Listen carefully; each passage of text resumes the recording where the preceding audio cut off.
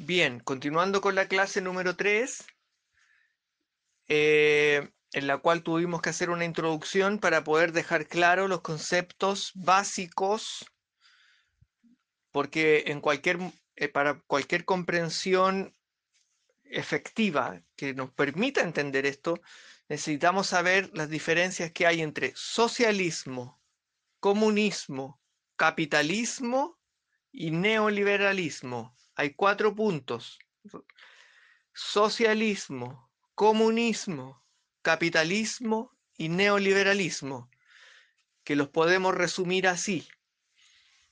Socialismo es un avance lento y progresivo, transando, debatiendo supuestamente democráticamente hacia un camino progresivo. De ahí viene lo que se llama el progresismo, o los progres, como les dicen, hacia una dirección comunista. Y comunista se llama, en sentido estricto, se llama el estado final al cual tienden estas ideologías ateas, que es un estado donde la tecnología y el ser humano por sí solo, sin Dios, con la pura tecnología y su cabecita de ser humano, es capaz de ser el Dios de esta tierra y satisfacer todos sus deseos, todos sus placeres, todos sus caprichos, todas sus necesidades, llegando incluso, según ellos, a vencer a la muerte, ser los dueños de la vida y vencer a la muerte. Y en eso se basan los programas científicos que nosotros vemos hoy en día, que salen en las noticias y que todo el mundo los celebra, que la biología, el ADN, que las personas pueden vivir más años y que todo ese tipo de cosas pertenecen a esta línea que se llama ingeniería social. Aquí tenemos otra palabra para anotar: ingeniería social.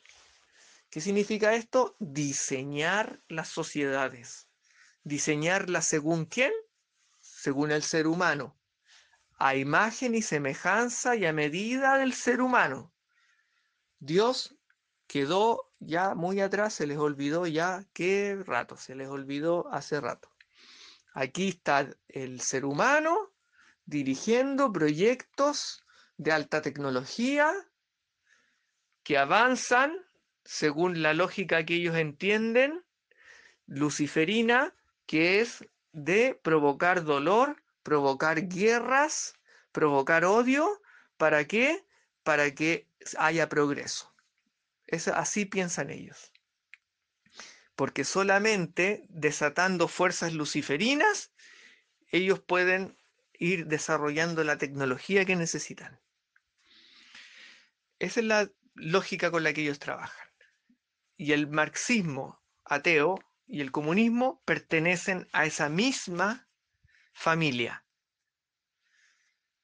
Son sistemas que le ofrecen al ser humano ser el rey del show, ser el que está arriba, el que va a dominar todo. Ahora las personas caen bajo eso, bajo esas ideologías, porque les dicen que es el pueblo el que va a mandar. Pero eso no ha ocurrido nunca.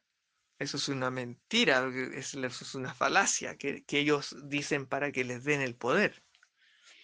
Y ahora vamos a ver por qué. Ahora vamos a entrar en lo que habíamos quedado, que es el siglo XX.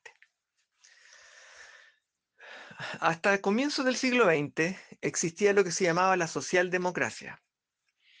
La socialdemocracia era la izquierda, que recordemos que la izquierda nació en la Revolución Francesa. En la Revolución Francesa existió lo que se llamaba los de izquierda y los de derecha. Los de izquierda eran los revolucionarios, los de derecha eran los que respetaban a Dios y respetaban al rey y respetaban el orden natural que se había tenido siempre.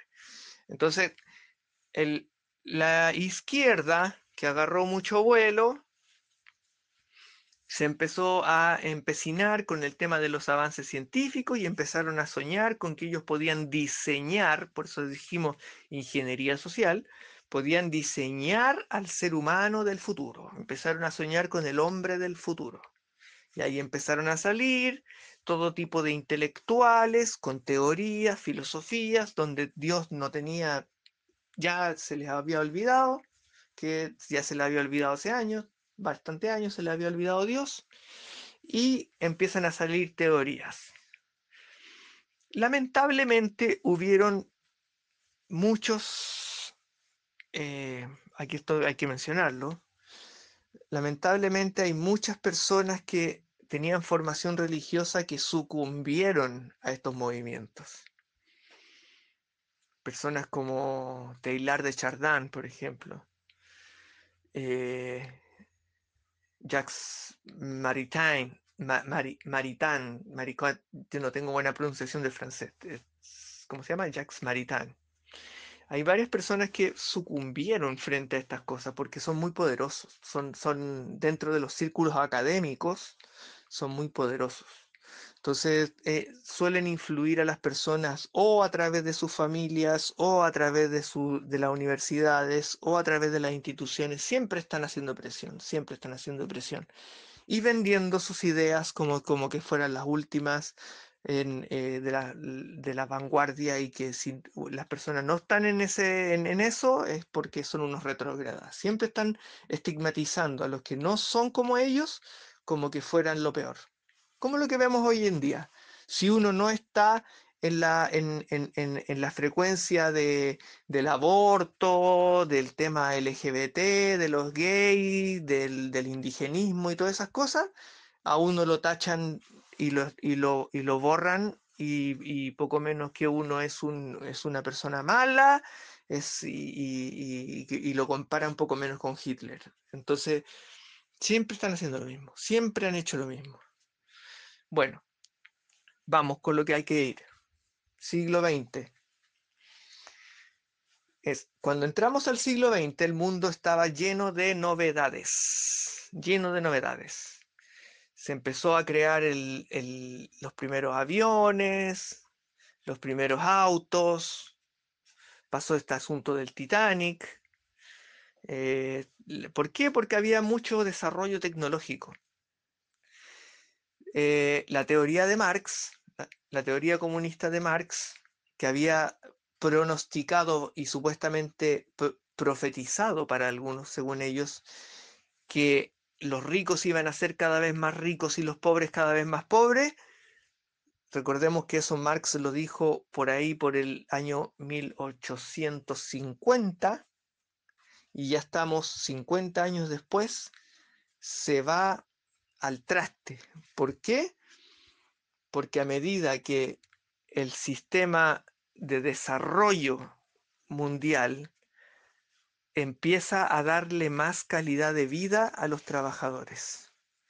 Y en el siglo XX, a comienzos del siglo XX, 1910, 1900, por ahí, ya se empieza a notar de que los trabajadores en las industrias empiezan a ganar más dinero, empiezan a tener mejores casas y la cosa se empieza a equilibrar.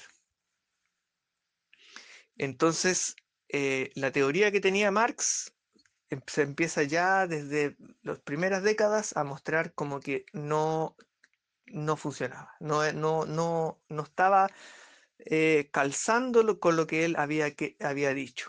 Marx, desde finales del siglo XIX, es decir, por ahí por 1890, cuando hacían las reuniones de la primera internacional, segunda internacional, tercera internacional, que le llaman a las reuniones del Partido Comunista, al principio eran socialdemócratas, eh, eh, como él tenía muy mal carácter y muchas personas no le seguían el juego, se enojaba. Sencillamente se enojaba, se ponía bravo y se iba. Pero su amigo Engels, que tenía más tacto y era más diplomático, se quedaba ahí y hacía política. Entonces, el amigo Engels de Marx, que lo estaba apoyando todo el tiempo y pasándole dinero y promocionando sus libros, le empezó a hacer una fama dentro del mundo de la socialdemocracia, al punto que empezaron a aparecer los primeros marxistas, que se empezaron a comprar, empezaron a creerse la idea de los libros de Marx. ¿Gracias a quién? A Federico Engels, que era el amigo de Marx, que lo llevaba sus libros, hacía panfletos, iba a todos los lugares que se podía ir, reuniones políticas, debates, asambleas, todo lo que pudieras, y le dio toda la promoción que se pudo hacer en el mundo político. Y así difundió y difundió las ideas de Marx, al punto de llegar a cosas tan que hasta el día de hoy se hacen en política, como de sabotear a pensadores que pudieran hacerle el peso. Entonces, hizo muy popular a Marx. Resulta que a principios del siglo XX, estas personas que mueven los hilos del mundo, que son los de la logia, los que a veces suelo llamar mamones o supersticiosos de la egiptología y todas esas cosas, eh, o los del compás y la escuadra, eh, provocan la Primera Guerra Mundial. Siempre las causas de estas guerras mundiales son totalmente absurdas. O sea, si uno revisa los antecedentes de por qué empezó esa guerra, uno se va a dar cuenta que es por una cosa que la verdad no justifica la guerra. Pero bueno, ellos hacen las guerras porque según su lógica, como dijimos antes, el ser humano tiene que avanzar luchando, peleando y haciendo el mal, porque así se gana el progreso, porque ellos son luciferinos. Entonces, ellos tienen que estimular la luz de Lucifer para que les dé la claridad y les dé la tecnología y el fuego que ellos necesitan para la industria y todas esas cosas, que son sus fantasías supersticiosas. Entonces, ellos crean la Primera Guerra Mundial, lo cual genera una catástrofe de gran magnitud, sobre todo en Europa, desestabilidad en todos los otros demás países del mundo, y resulta que hasta ese momento existía lo que se llamaba la socialdemocracia. El comunismo como tal, no se había encendido como un movimiento consistente, aunque ya Marx había escrito lo que se llamaba el Manifiesto Comunista, pero las personas se solían llamar socialdemócratas hasta ese momento. Hasta que llega el año 1917, que como antecedente, en Rusia, atención con esto, Rusia, que era un reino donde reinaba el rey Alexander, si no me equivoco, ese reino, al igual que muchos otros, estaba pasando por momentos muy difíciles, porque ellos se habían metido en una guerra con Japón por el otro lado del mundo, donde les había ido muy mal y habían gastado muchos recursos, las personas habían pasado por un invierno muy duro, había poco alimento, la gente estaba disconforme y los intelectuales socialdemócratas empezaron a encender, como suele suceder, los espíritus revolucionarios, las ganas de hacer una revolución. Principios de 1900, no, incluso desde finales del 16, ya se empiezan a hacer los primeros movimientos de ver cómo sacar al rey, al zar de Rusia y a la familia real, y cómo poder pasar a otro modelo, a un modelo que normalmente se tomaba como ejemplo el modelo inglés, que es un modelo de monarquía parlamentaria, donde hay un rey y a la vez hay un parlamento, que es lo mismo que también hay en España y en otros lugares del mundo. Hay un rey y hay un parlamento. Entonces ya se empiezan a calentar los ánimos y se hace una revolución a principios de 1917. Los socialdemócratas rusos intelectuales hacen una revolución contra el zar. Perdón, no recuerdo si se llama Nicolás o se llama Alejandro. Perdón. Vamos a decir el zar ruso. Eh, Hacen la revolución contra el zar, toman preso al zar, toman presa a toda su familia, donde estaba Anastasia, y las encierran en un palacio, el conocido Palacio de Invierno. Y tienen al zar ahí prisionero. Entonces los rusos, los políticos rusos, entre ellos en su mayoría socialdemócratas, hacen un llamado a la primera asamblea constitucional, y forman un parlamento. Principios de 1917, febrero, y se forma y se elige al primer, eh, vamos a decir, el primer presidente de la Asamblea Constitucional, que viene a ser como el primer presidente democrático que tuvo Rusia. No existía la Unión Soviética, estamos hablando de Rusia. Rusia elige al primer presidente de su asamblea parlamentaria, asamblea constitucional, donde se van a empezar a discutir las leyes y la forma que va a tener democráticamente ahora el país, Rusia. Y esa persona se llama Kerensky. Entonces entran en un proceso de democratización y de resolver qué hacer con el zar. Si hacer una monarquía parlamentaria o despedirse completamente del zar y hacer como en Francia, que lo pasaban por la guillotina. ¿No? Entonces, pero lo importante aquí es que ya se había hecho la revolución. El zar ya había ¿cómo se dice? ¿Cuál es la palabra? Em, Había entregado el poder, abdicado, perdón. El zar había abdicado, es decir, el zar entregó el poder y reconoció que él ya no iba y prometió que él ya no iba a dirigir más el país, porque además habían pasado por la guerra con Alemania, habían estado en guerra y no y habían gastado demasiados recursos, bla, bla, bla, bla.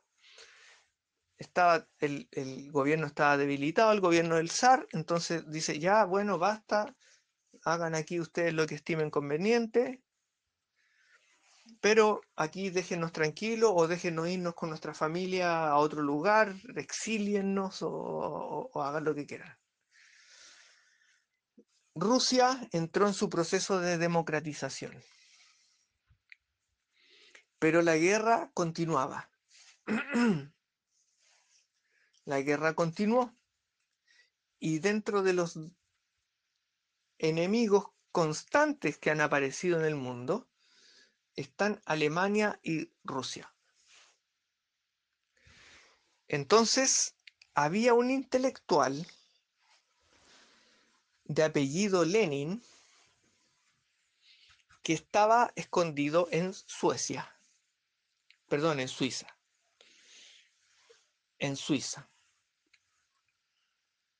que tenía ideas marxistas, era fanático de Marx, y que él, siendo muy joven, había visto morir a su hermano, que era un revolucionario que había participado de un atentado contra el zar. Y por haber atentado contra el zar, su hermano había sido ejecutado, lo cual provoca en Lenin, muy joven, un trauma psicológico. Y él se promete a sí mismo que él tiene que hacer algo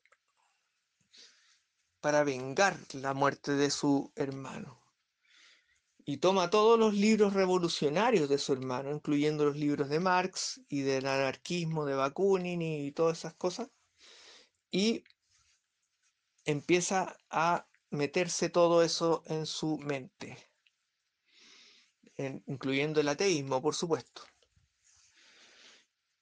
Entonces este personaje, mientras estaba Rusia en la revolución y transformándose en una Rusia democrática y el mundo todavía estaba en, en la Primera Guerra Mundial, él estaba oculto en Suiza y es contactado por banqueros alemanes para que él vaya a Rusia y despierte ahí una revolución comunista marxista. O sea, para que vaya a interrumpir el proceso que ya había empezado en Rusia de manera pacífica.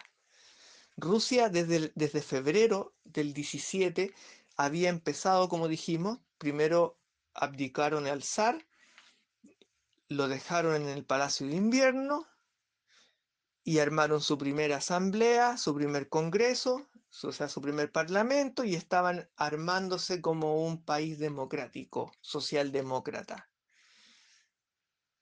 Pero los banqueros alemanes,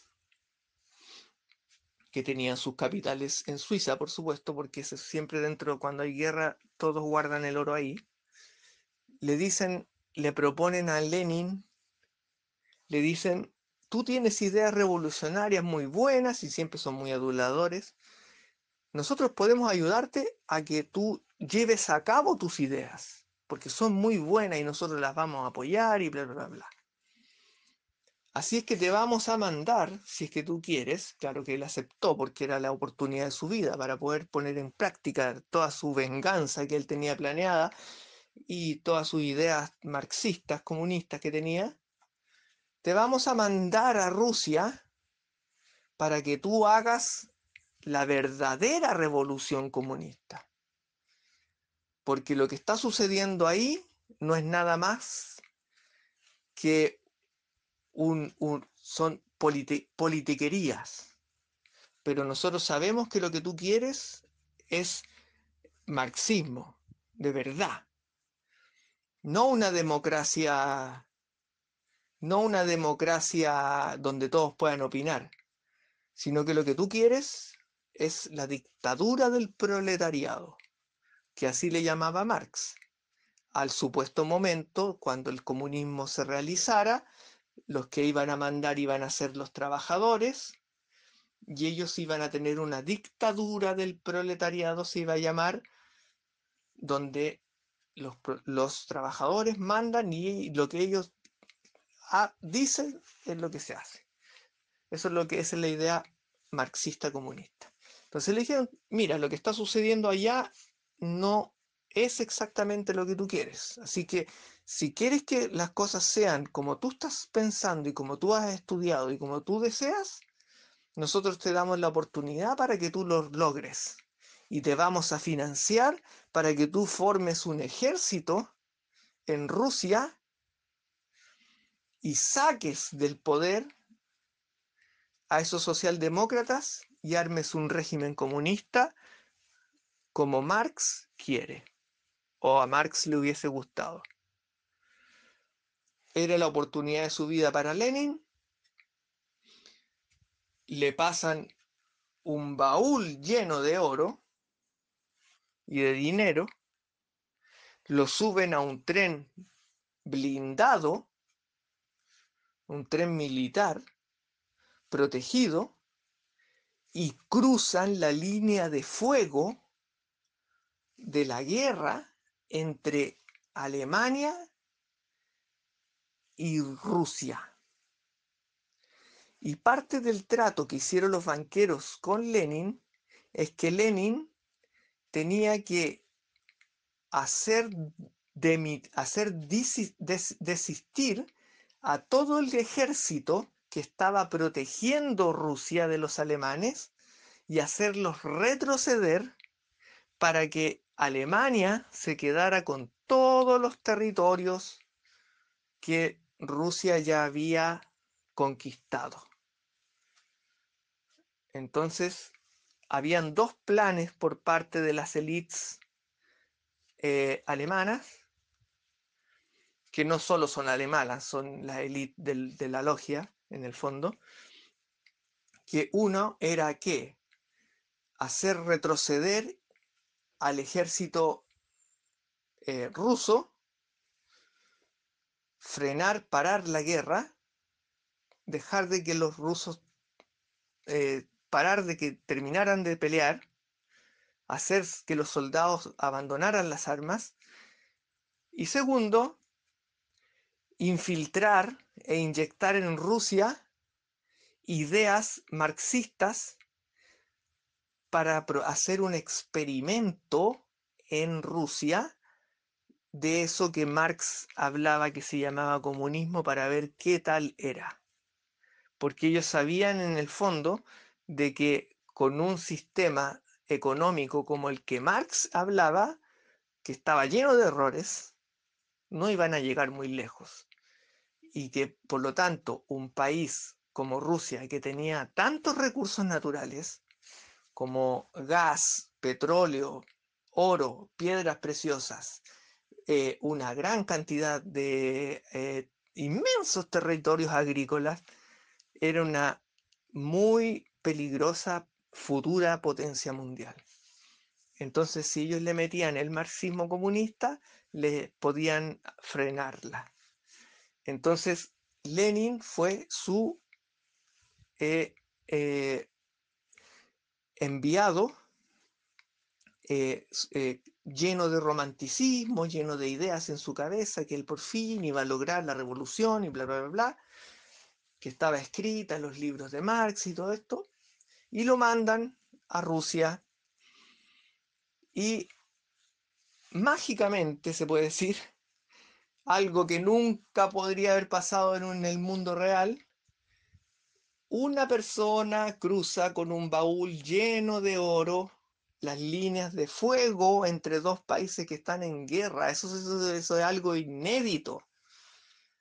Si es que no hay un poder que lo está protegiendo, un poder de una élite maquiavélica que lo está protegiendo porque ese hombre va a ir a hacer un plan, una misión que ellos lo mandaron, esa persona no podría haber pasado, no podría haber avanzado ni 10 kilómetros y los militares lo hubiesen parado y le hubiesen quitado todo. Entonces, ¿cómo llegó Lenin a Rusia en plena guerra en un tren para él solo, con, con un baúl lleno de oro y lleno de dinero?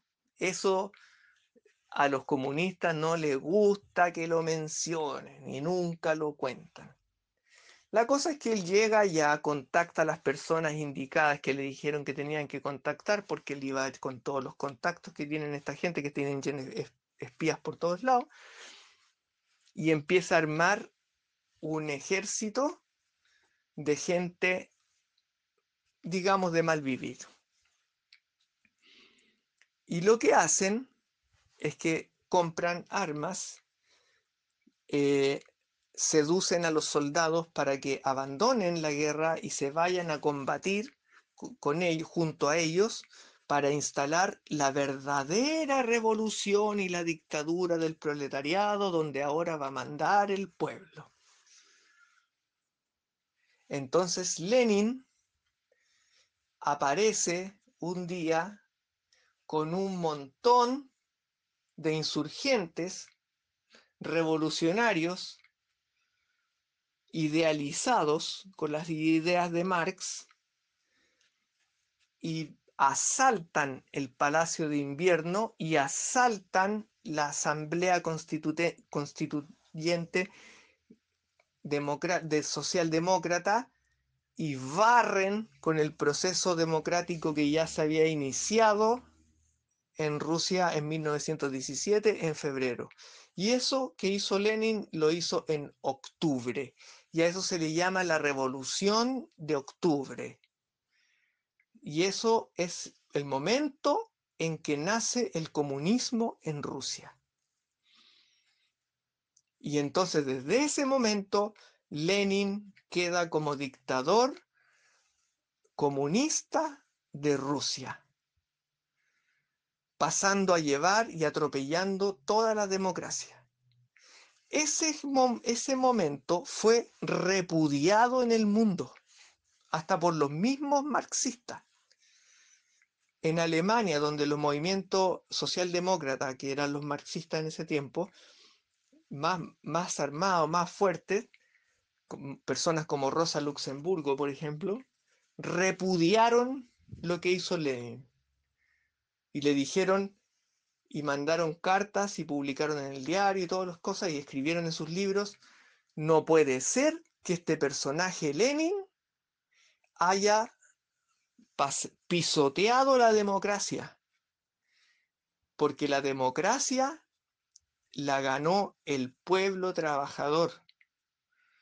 Y Rusia estaba en pleno proceso democrático cuando aparece este personaje Lenin, salido de la nada, no sabemos de dónde salió, y viene y hace un asalto matando personas y todo, matando por supuesto al rey, sacrificando a toda la familia, incluso a los niños, donde está incluida la famosa Anastasia.